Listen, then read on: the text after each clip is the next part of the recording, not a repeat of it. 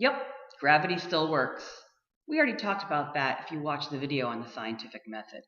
But here in week 2, we're really going to get into the nitty-gritty of gravity and how it's applied to our solar system. And a lot of this work was thanks to 2 gentlemen, Johannes Kepler, who you may or may not have heard of, and Isaac Newton, who I think you've all heard of. But contrary to popular myth, an apple did not fall on Newton's head, and that's not how he came up with the idea of gravity. But it makes a really good story, doesn't it? But you're going to see in this week's unit how gravity governs the solar system. And later on in the course, you'll learn more about how gravity, well, it really just rules the universe if you think about it, right? That's why we like to call gravity the big G. Without gravity, well, the universe would be a very different place.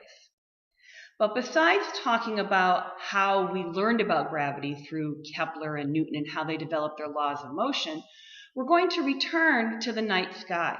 And you're going to be learning a little bit about how the night sky has been used to tell time. Remember that the Earth rotates on its axis and revolves around the sun, but as it does so, the Earth is a tilted top, if you will.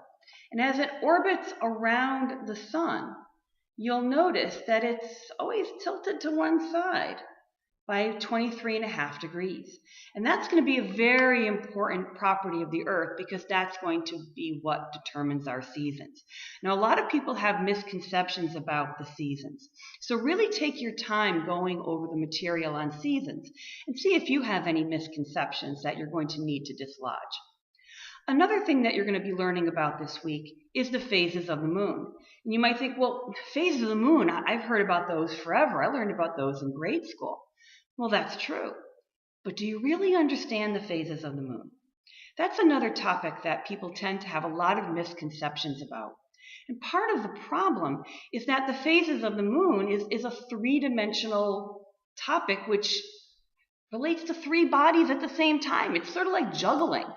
You've got the sun producing the light that reflects off the moon, and we here on the Earth see it.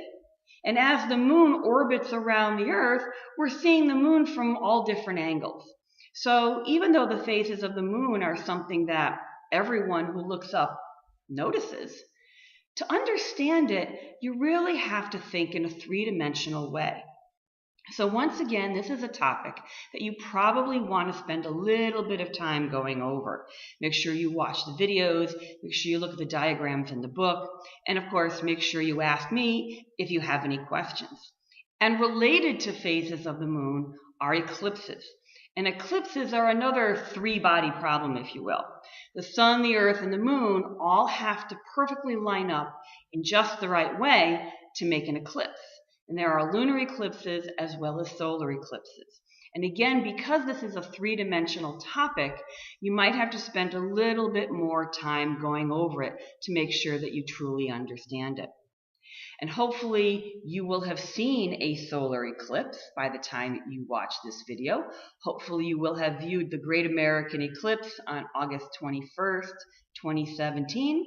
And if you missed that, there's another Great American Eclipse coming up in April of 2024. But more about that later. For now, just remember to take your time on all of the 3-dimensional topics in this week.